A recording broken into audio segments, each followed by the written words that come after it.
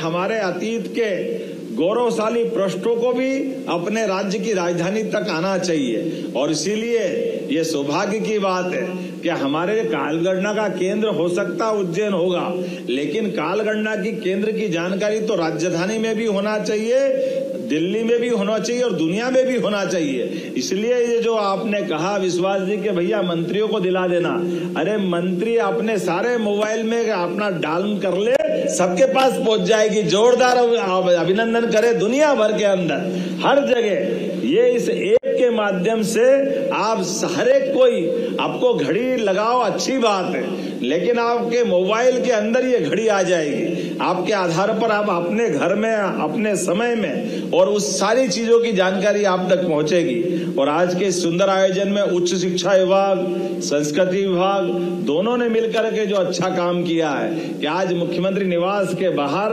वैदिक घड़ी लगाई है। मुझे इस बात की प्रसन्नता भी है कि अब आजादी के अमृत काल की तरफ हम चल रहे हैं, तो अमृत काल में वो सारे प्रतिमान बनना ही चाहिए जिसके कारण से भारतीय संस्कृति सदैव गौरवान्वित होती रहे। हम सब जान रहे हैं कि पूरे दुनिया का समय बदल रहा है। अपने आसपास देखो, एक एक घटनाक्रम को देखो।